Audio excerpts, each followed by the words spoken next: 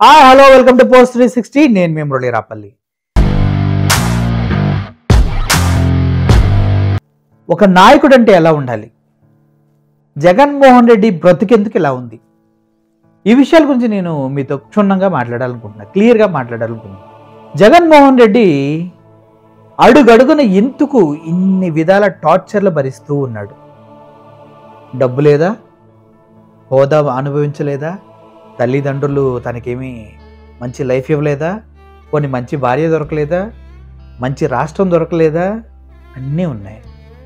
కానీ జగన్మోహన్ రెడ్డి ఇలాంటి బ్రతుకు చాలామంది మిడిల్ క్లాస్ వాళ్ళకి ఒక ఎగ్జాంపుల్లా ఉంటుంది. ఎందుకంటే నేను లేస్తే కష్టాలన్నీ నాకేరా, ఈ ఫైనాన్షియల్ డిస్టర్బెన్సెస్ అన్నీ నాకేరా, మా ఇంట్లో ప్రాబ్లమ్స్ అన్నీ నాకేరా, అదే నేను డబ్బు సంపాదించుంటే, డబ్బు నా దగ్గర ఉంటే ఎంత బాగా వీళ్ళంతా నాతో ఉండేవారు, ఎంత హ్యాపీగా బ్రతికేవాడిని అని ప్రతి ఒక్కరు అనుకుంటూ ఉంటారు కదా.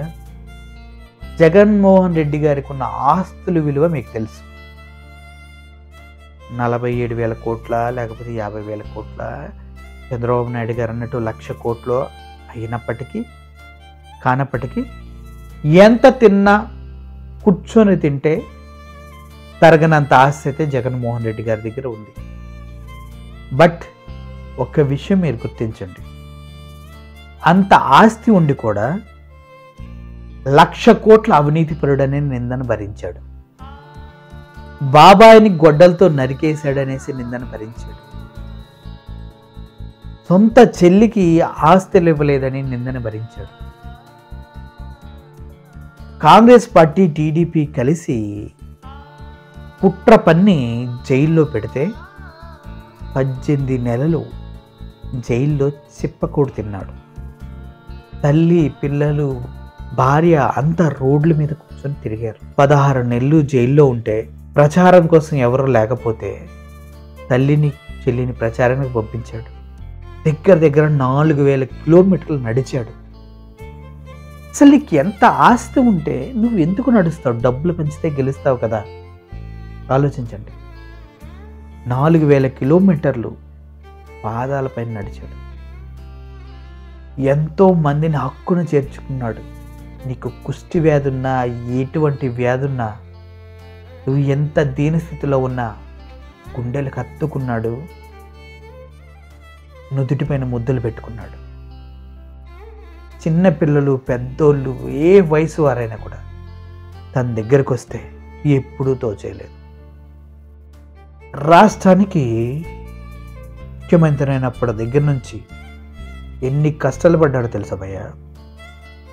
ఎంతమంది వ్యతిరేకించారు ఆయన్ని. పచ్చ మీడియా ఛానల్స్ అన్నీ మూకుమ్మడిగా దాడి చేశాయి. 1,00,000 కోట్లని అరిచాయి. బాబాయిని చంపాడని గగ్గోలు పెట్టాయి.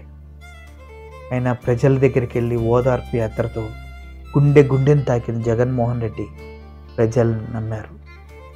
గుండెని తాకిన జగన్మోహన్ రెడ్డి ప్రయత్నాన్ని ప్రజలు నమ్మారు, ఓట్లేసి గెలిపించారు. అదేం దరిద్రమో తెలియదు భయ్యా. ఎప్పుడు రాని కరోనా 2 సంవత్సరాలు మింగేసింది. చంద్రబాబు నాయుడు గారు 2019లో అధికారం జగన్మోహన్ రెడ్డి గారికి ఇచ్చే టైంకి కేవలం ఖజానాలో ఉన్న డబ్బు 100 కోట్లు మాత్రమే. 100 కోట్లతోనే ఖజానాని జగన్మోహన్ రెడ్డికి ఇచ్చారు. ఎలా పాలించాలి, ఎలా ముందుకెళ్ళాలి తెలియని సందిగ్ధ స్థితిలో ఉన్న జగన్మోహన్ రెడ్డి ఏం చేయాలో తెలియలేదు. అరే ఏదో ఒకటి చేసి ముందుకు వెళ్తూ ఉండగా నవరత్నాలు ఇచ్చిన డేట్కి ఇవ్వాల్సిన టైం వచ్చింది. ఒక్క రోజు కూడా వెనకడుగు వేయకుండా అవ్వాతాతలకు ఇవ్వాల్సిన పెన్షన్లు పెంచాడు, నవరత్నాలు తీసుకొచ్చాడు, వాలంటరీ వ్యవస్థని దేశానికి రోల్ మోడల్గా పెట్టాడు. 108 వాహనాలు తీసుకొచ్చి విజయవాడ రోడ్డుల్లో పహారా కాపించాడు. ఇంటింటికి రేషన్ సప్లై చేయడానికి వెహికల్స్ తీసుకొచ్చి ప్రతి ఇంటికి కొన్ని వేల వెహికల్స్ తోటి రేషన్ సప్లై చేశాడు. కరోనా వచ్చింది, 2 సంవత్సరాలు మింగేసింది. ఆదాయం లేదు, ఎలా పాలించాలో తెలియదు. ప్రజలకందరికీ వ్యాక్సిన్ ఇవ్వాలి, వ్యాక్సిన్ కొనడానికి డబ్బులు కావాలి. ఏం చేశాడో, ఎక్కడి నుంచి తెచ్చాడో, ఎలా డబ్బు సర్దాడో ఇప్పటివరకు ఎవ్వడికి అర్థం కాల. 2 సంవత్సరాలు ఇండియా మొత్తం కదా, టోటల్ వరల్డ్ మొత్తంలోనే జగన్మోహన్ రెడ్డి గారు ఇచ్చినటువంటి వ్యాక్సినేషన్ కానీ, జగన్మోహన్ రెడ్డి గారు ఇచ్చినటువంటి పౌష్టికాహారం కానీ, జగన్మోహన్ రెడ్డి వాలంటీర్స్ కలిసి కరోనాని ఎదుర్కొన్న విధానం కానీ, టోటల్ ఇండియాలోనే కాదు వరల్డ్ వైడ్లో ఎక్కడ వ్యాక్సిన్ దొరికినా, ఎక్కడ ఆక్సిజన్ సిలిండర్స్ అవైలబిలిటీ ఉన్నా తీసుకొచ్చి ప్రజల్ని కాపాడుకున్నాడు. 5 సంవత్సరాలు 2 సంవత్సరాలు పోయింది, ఇంకా 3 సంవత్సరాలే. సంక్షేమ పథకాలు ఎప్పుడైనా ఎవరికన్నా ఆపాడా? ఎవరికైనా శాలరీస్ వేయటం ఆపాడా? కోట్లు కడతాం ఆపాడా? ఉద్దానం వాటర్ ప్లాంట్ని ఆపాడా? లేదంటే హాస్పిటల్స్ కడతాం ఆపాడా? పోలవరాన్ని ఆపాడా? ఏది ఆపలా. అడ్జస్ట్ చేసుకుంటూ వెళ్తూనే ఉన్నాడు. అది నిజమైన రాజనీతి పరుడు చేసేది, నిజమైన మగాడు, గుండె కలిగినటువంటి నాయకుడు చేసే పని అది. ఎన్ని చేసినా చివరికి ఏం చేశారు? స్కూల్ బిల్డింగ్స్ రంగుల కోసం రంగులు పిచ్చోడని చెప్పేసి 4,800 కోట్లు అన్నారు. చివరికి అసెంబ్లీ సాక్షిగా 100 కోట్ల కన్నా తక్కువే అని చెప్పారు. అంత ఎలక్షన్ ముందు 14 లక్షల కోట్లు రాష్ట్రం పైన అప్పు ఉందని చెప్పారు, అబద్ధం. చివరికి అది 6 లక్షల కోట్లు అని చెప్పారు. అది 2019లో చంద్రబాబు నాయుడు చేసిన 2,70,000 కాకుండా, 2,70,000 కోట్లు కాకుండా, కేవలం జగన్మోహన్ రెడ్డి గారు చేసింది 3 లక్షల కోట్ల అప్పు. మొత్తం కలిపినా కూడా 6 లక్షల కోట్లే ఉంది, కానీ 14 లక్షల కోట్ల అప్పు చేశాడని అభియోగం వేశారు. వాలంటీర్స్ని కాపాడుతా అన్నారు, వాలంటీర్స్ మిమ్మల్ని వాడుకుంటున్నాడు అన్నాడు. సిద్ధం సభలకు బస్సులు ఫ్రీగా తీసుకెళ్ళాడు అని చెప్పారు. చివరికి 98 కోట్లు సిద్ధం సభలకు తీసుకెళ్ళిన బస్సులకి ఆర్టీసీ వాళ్ళకి కట్టాడనేసి బిల్స్తో సహా అసెంబ్లీలో చూయించి సిగ్గుతో తలదించుకోవాల్సిన పరిస్థితి పవన్ కళ్యాణ్ది, చంద్రబాబు నాయుడు అయింది. ఇంత చేసి కూడా ఎప్పుడు ప్రజలకి చెప్పిన మాట ఒకటే, నేను నీకు మంచి చేశానని చెప్తేనే ఓటు వేయండి అని అడిగిన ఏకైక మగోడు ఇండియా మొత్తంలో జగన్మోహన్ రెడ్డి ఒక్కడే. కాదంటే రికార్డ్స్ తిరిగేసుకో, ఏమైనా చేసుకో. 99% హామీలని మేనిఫెస్టోలో పొందుపరిచినటువంటి 99% హామీలని ఫుల్ ఫ్లెడ్జ్డ్గా చేయగలిగిన ఏకైక మగాడు జగన్మోహన్ రెడ్డి మాత్రమే. ఇది కాదని ఎవడు చెప్పినా కూడా వాడి తల్లిని మోసం చేసినట్లే. ఒక డబ్బుండి, అధికారం ఉండి హ్యాపీగా ఇంట్లో కూర్చొని తినాల్సిన జగన్మోహన్ రెడ్డి ఇప్పుడు కూడా నిందలు భరిస్తూ లడ్డూలు కల్తీ చేశాడన్నారు. జట్మలాని కేసు ఏదో అయిందని చెప్పారు, అమ్మాయిని మోసం చేశారన్నారు. ఆ తర్వాత నిన్నటికి మొన్న తనకు సంబంధించిన సైన్యాన్ని, సోషల్ మీడియా వాళ్ళని ఇబ్బందులు పెడుతూ ఉన్నారు. ఆయనకి ఎందుకు ఇంత కష్టం? హ్యాపీగా ఇంట్లో కూర్చుంటే అన్నీ జరిగిపోయాయి, ఆయనకి ఇంత కష్టం.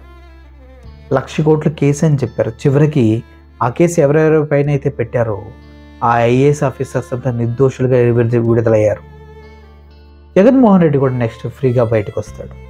ఒక అన్నీ కలిగిన వ్యక్తే ప్రజల కోసం, ప్రజల సంక్షేమం కోసం ఈ రేంజ్లో కష్టపడుతూ ఉంటే మిడిల్ క్లాస్ నువ్వు నేనెంత భయ్యా? మనకు వచ్చే కష్టాలు ఎంత భయ్యా? 16 నెలలు జైల్లో చిప్పకూడు మనం తిన్నామా? లేదే. సొంత బాబాయిని చంపాడన్న అభియోగం మనం భరించామా? లేదే. చివరికి సొంత భార్య పిల్లల్ని కూడా రాజకీయాల్లోకి లాగి తిడుతుంటే భరించాడు. కానీ మన భార్య పిల్లల్ని ఎవరిని తిడుతుంటే మనం భరించగలమా భయ్యా? ఇంట్లో పుట్టిన తోడబుట్టిన చెల్లె కత్తి ఎదురు తిరిగింది ఆస్తి కోసం. ఎవరైతే వైఎస్ రాజశేఖర్ రెడ్డి అసహించుకుంటాడో అటువంటి టీడీపీ పార్టీ పంచం చేరి ఇంటి గుట్టంతా పేపర్లు తీసుకెళ్ళి వాళ్ళ సోషల్ మీడియాలో పెట్టింది. సొంత వదిన పైన ఎవడో సినిమా తీస్తే అంతేనా, అంతకన్నా ఎక్కువ అంటూ సొంత చెల్లి అంటే. ఎలక్షన్ టైంలో ఓట్ల కోసం జగన్మోహన్ రెడ్డి వీధి తిరిగి ప్రచారం చేస్తుంటే తల్లి చెల్లి షర్మిల అండ్ విజయమ్మ గారు కలిసి నా కూతురికి ఓట్లు వేయండి అని చెప్పించుకున్న షర్మిల ఎంత చీపో తెలియదు, కానీ కొడుకు పక్షాన వహించకుండా కూతురుకు ఓట్లేయమని చెప్పిన తల్లి కూడా దుర్మార్గురాలే. ఇంత కష్టాల్లో ఉండి కూడా మళ్ళీ రాష్ట్రానికి ఏదో చెయ్యాలనేసి తపంతో మళ్ళీ పరిగెడుతున్నాడు చూడండి. That is Jaganmohan Reddy. చూడండి ఈసారి మీరు గెలిపిస్తారా లేదా? ఆయనంతటా ఆయన గెలవడం ఈజీ, కానీ జగన్మోహన్ రెడ్డి ఆయన అటువంటి తప్పు చేయడం. కుక్కల వలె నక్కల వలె నక్కి నక్కి దొంగ పనులు చేయటం జగన్మోహన్ రెడ్డికి రాదు. కొడితే తీసుకుంటే తిరిగి కొడతాడు, కోడికెత్తి దాడి చేసినా ఎదురు తిరుగుతాడు. ఎలక్షన్ టైంలో రాళ్లతో కొట్టినా కూడా తన జర్నీని ఆపడు.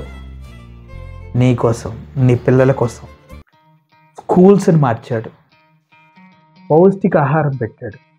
తల్లి పిల్ల పుట్టినప్పటి దగ్గర నుంచి ఇంటికి వెళ్ళే వరకు అన్నీ చూసుకొని ఇంటికి వెళ్ళేటప్పుడు 5,000 చేతిలో పెట్టి తల్లి బిడ్డని ఇంటికి సాగనంపాడు. ఉద్దానంలో వాటర్ తాగి చాలామంది జీవితాలు నాశనం అవుతుంటే వాటర్ ప్లాంట్ కట్టాడు. బ్రదర్, నీతి నిజాయితీ కన్నా కూడా మనిషి యొక్క క్యారెక్టర్ చాలా ఇంపార్టెంట్. సింగిల్గా పోటీ చేస్తాడు, అది మనిషికి ఉండాల్సిన ధైర్యం. అది లేని ఎదవల పక్కన చేరి నువ్వు సిన్సియర్గా స్ట్రైట్గా యుద్ధానికి వెళ్ళే రాజులాంటి మగాడు పక్కన నిలబెడతావా? ఆలోచించుకో. గెలుపోవటములు అనేవి మనం ఇచ్చే తీర్పులోనే ఉన్నాయి. అవినీతి పరులకి ఓటేసి అబద్ధాలాడేటువంటి ఎదవలను పక్కన పెట్టుకొని వాలంటీర్స్ జీవితాలను నాశనం చేసి ఏం సాధిస్తారు మీరు? అటువంటి వాళ్ళని పక్కన పెట్టుకుని అటువంటి వాళ్ళకి మద్దతు ఇచ్చి. సో ఆలోచించండి. జమిలీ ఎలక్షన్స్ వస్తున్నాయి, గుద్ది పడేయండి. వై నాట్ 175 అన్నాడు కదా, ఈసారి మనం తోడుండి గెలిపిద్దాం. ఏమంటారు? Thank you for watching this video. Thank you so much. I'm only signing off.